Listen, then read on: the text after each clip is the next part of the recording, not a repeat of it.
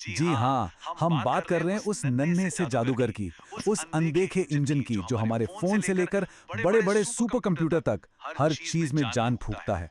और सच कहूं तो ये बात जरा भी बढ़ा चढ़ाकर नहीं कही गई है।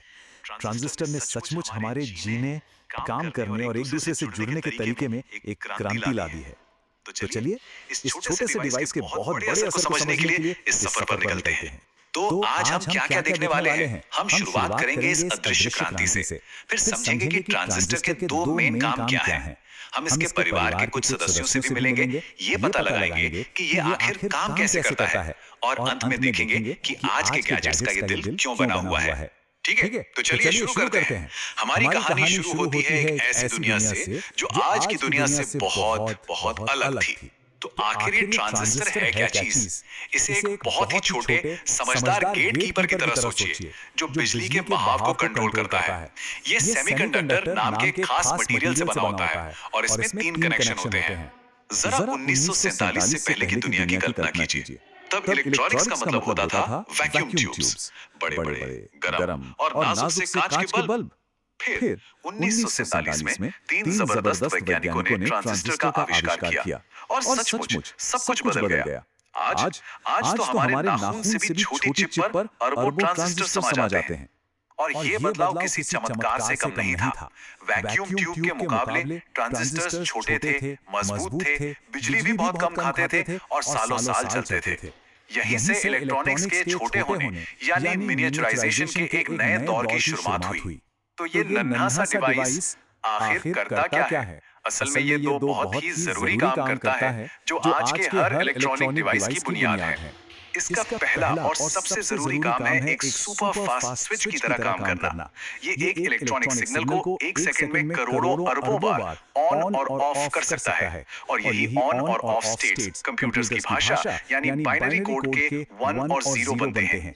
इसका काम करने का तरीका बहुत सिंपल है।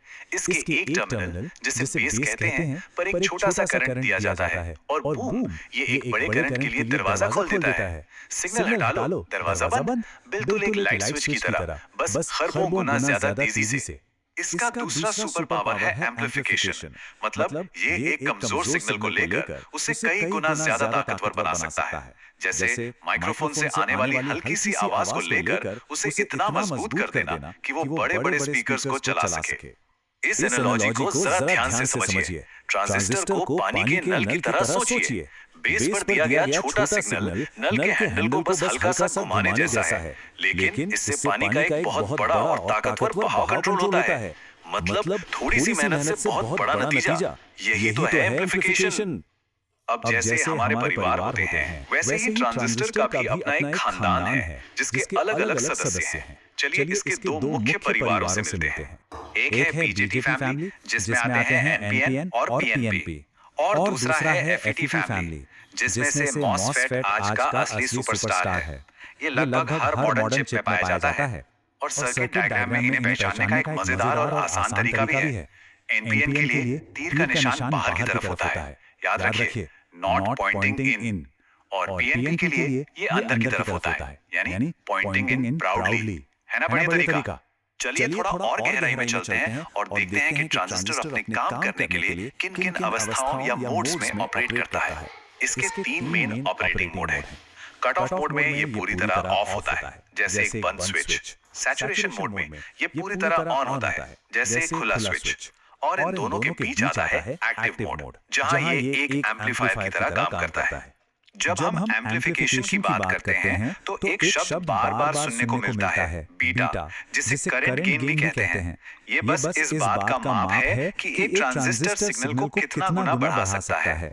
और इसे कैलकुलेट करना कोई रॉकेट साइंस नहीं है। ये बस कलेक्टर से निकलने वाले करंट को बेस में जाने वाले करंट से डिवाइड करके मिल जाता है। चलिए अगली स्लाइड में इसका एक उदाहरण देखते हैं।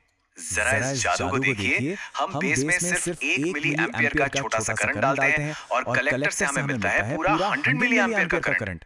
इसका मतलब हुआ कि हमारा करंट गेन 100 है। हमारे छोटे से इनपुट सिग्नल को 100 गुना बढ़ा दिया गया। यही है ट्रांजिस्टर की असली ताकत।